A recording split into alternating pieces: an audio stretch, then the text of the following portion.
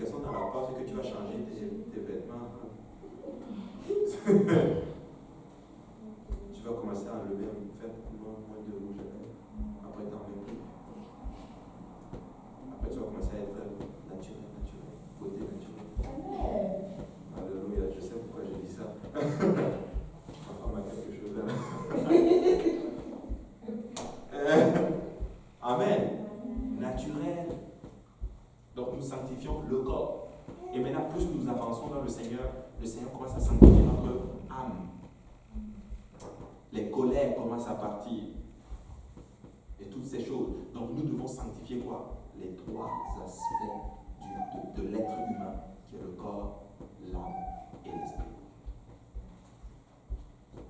Vous dites qu'avant qu'on ne soit baptisé, on n'a pas l'esprit. On n'a pas l'esprit. Avant que tu reçoives le Saint-Esprit. On n'a pas d'esprit. On vit avec notre corps et l'âme. Mais quand on reçoit l'esprit de Dieu, ça vivifie notre esprit. Mais l'esprit de l'homme, c'est quoi l'esprit de l'homme? C'est son esprit. Vous dites qu'on n'a pas d'esprit avant de recevoir le Saint-Esprit. Oui. En fait, qu'est-ce qu'il faut comprendre, c'est que tu avais d'abord un esprit que Dieu t'a donné quand Dieu a créé l'homme. Mais à cause du péché d'Adam, nous sommes morts spirituels. D'où le terme la mort spirituelle. Donc la mort de l'esprit. Ok, et l'esprit ça vient remettre en fait l'esprit qu'on a en fait. Exactement. Et cet esprit, il est né et il est automatiquement sanctifié. Donc on n'a plus besoin de sanctifier l'esprit. Non, il est déjà saint en esprit. Maintenant, le problème, mais ça c'est facile de sanctifier l'esprit. Maintenant, c'est l'âme et le corps. Ça, c'est dur. Parce que tu sais quoi? On ne voit pas ça. Sanctifier l'esprit, c'est correct, tout le monde va bien. Alléluia, c'est bon, je parle en langue. Et ça va bien. Mais quand tu dois commencer à toucher à l'extérieur, et à tes passions, et à ce que tu aimes, là, c'est du travail. Voilà pourquoi Paul parle de cela. Paul dit qu'il vous sanctifie, je crois, à tous les niveaux. Il y a un verset qui parle. En fait, vous me faites rentrer dans l'étude de la sanctification alors que je n'enseigne pas ça. Amen. Mais il faut ça, c'est ça en fait. Mais il faut comprendre que le Saint-Esprit est un esprit qui vivifie en fait. La Bible appelle cela l'esprit vivifiant. En anglais, il dit the quickening spirit. C'est ça, non? Quickening spirit. Je dis ça parce que j'ai entendu quelqu'un qui a prêché là-dessus. Amen. Donc c'est important. Donc il faut comprendre ce que Maintenant, moi, ce que je veux comprendre, c'est que vous devez comprendre qui est Jésus. Quand il dit Père, pourquoi m'as-tu abandonné? L'humanité est en train de crier à la divinité, disant ma nature divine ne m'a pas protégé. C'est ce qu'il est en train de dire littéralement. Je suis Dieu. En fait, je suis pas moi, je ne suis pas Dieu là. Je suis humain, mais je suis en même temps Dieu. En fait, j'ai deux natures. Mais comme je suis en train, quand Jésus il avait des problèmes, sa nature divine protégeait sa nature humaine. Mais pour une fois à la croix, la nature divine n'a rien fait. Pourquoi? Parce que cette nature divine savait que pour sauver ces gens-là, je dois crucifier cette chair. Cette nature humaine doit être crucifiée.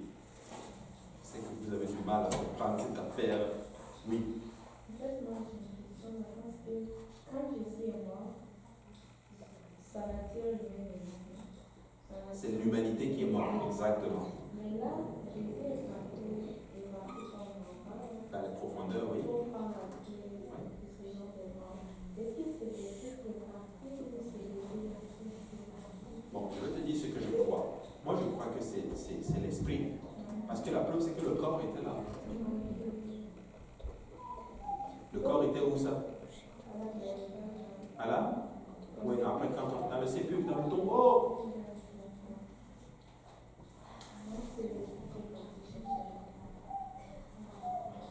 Et la Bible dit que ce même esprit est rentré dans le corps et a vivifié le corps.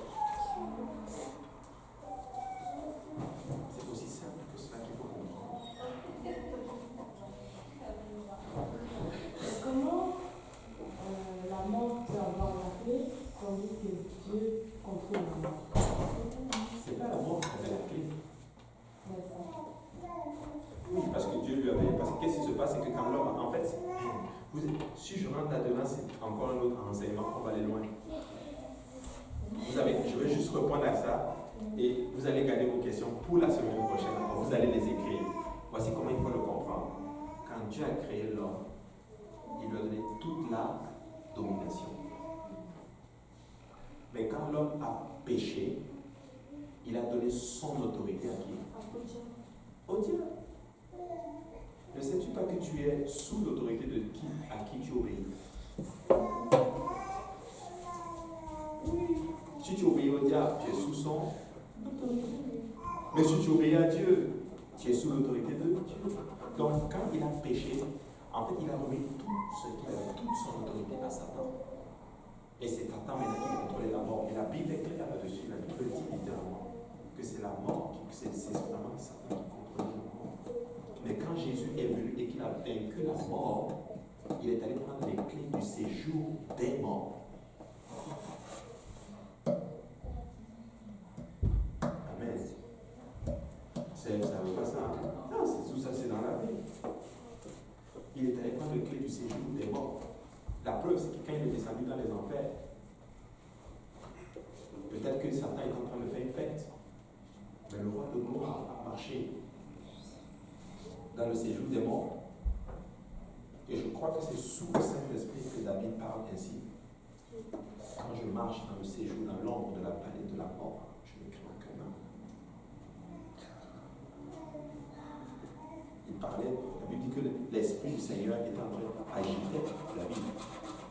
David, quand il parle, c'est comme si le Saint-Esprit parlait à travers lui. David me dit, pourquoi m'as-tu abandonné? C'est des soupirs du Saint-Esprit. Les mêmes choses qui ont été dites à la croix.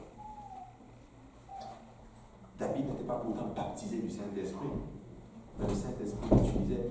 C'est pour ça que je dis que David était un personnage bizarre. Il est bizarre. Mais c'est le Christ qui parle. Exactement. C'est comme si Christ parle à travers lui. En fait, David est comme cela. En fait, il est un personnage où son corps était dans l'Ancien Testament, mais c'est comme si son esprit était dans le Nouveau. Mais c'est des gens comme cela. Et quand tu vois David, tu as l'impression qu'il est même baptisé du Saint-Esprit. Mais il n'était pas baptisé du Saint-Esprit. Il le dit lui-même. Ne me retire pas ton Esprit Saint. David est un personnage bizarre. Quand tu lis ses écrits, tu as l'impression qu'il parle littéralement de l'Évangile. Et tu lis le psaume 51. Il parle littéralement que de l'Évangile. Renouvelle à moi un esprit bien. En fait, donne-moi un nouvel esprit. Donne-moi le Saint-Esprit. Nous sommes baptisés du Saint-Esprit. Lave-moi et je serai blanc comme la neige. Après ça vous fait penser.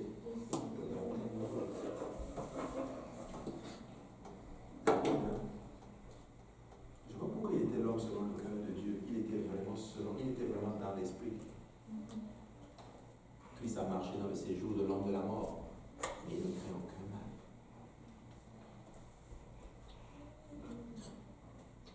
Amen. Amen. Mais c'est beaucoup de. Il ne faut pas avoir peur. J'ai l'impression qu'il y a comme une. Mais il ne faut pas. Nous sommes des enfants du Seigneur. Amen. Mais je vous en prie, comprenez qui est Christ. Christ est Dieu. Il n'y a pas trois entités. Amen. Même si j'ai pris 3 personnes, ne voyez pas ces 3 personnes. Quand vous priez, vous voyez juste le Seigneur Jésus. Amen. Je suis sûr que quand vous priez, quand vous dites Seigneur Jésus, vous voyez qu'un monsieur qui est dans votre blanche. On avait des longs cheveux. Il n'avait même pas les longs cheveux. Quand on dit Jésus, on est juste en train de dire l'Éternel est venu nous sauver. C'est ça qu'il faut voir. C'est ce que ça veut dire. Amen. On va s'arrêter là pour aujourd'hui, sinon on ne va pas arrêter. Alléluia. Il est déjà 22h moins. Alléluia. On va se lever et on va battre les mains pour le Seigneur Jésus.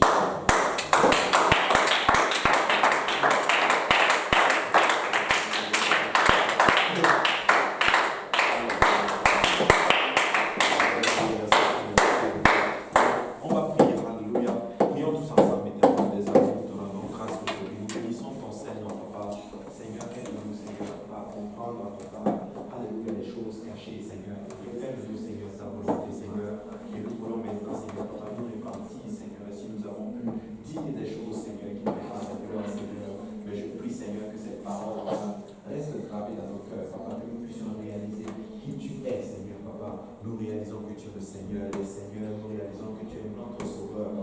notre Dieu, Père éternel. Papa, nous bénissons ton Seigneur. Merci pour le sacrifice ultime à la croix. Merci pour le chemin du calvaire, Papa. Merci du fait que tu n'as pas reculé en arrière. Merci du fait, Seigneur Jésus-Christ, alléluia, Papa, que à cause de nous, Seigneur, tu es allé jusqu'au bout, Seigneur. Papa, aide-nous, Papa, à marcher, à aussi prendre notre croix pour te suivre, Seigneur.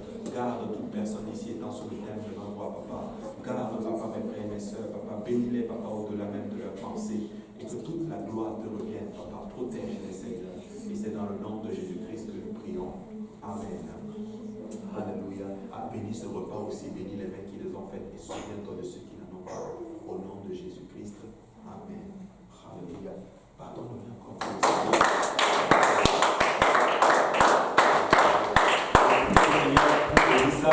Alléluia. C'est des questions très très pointues. Mais en passant, même si vous ne savez pas toutes ces choses, vous allez quand même être sauvés. Amen.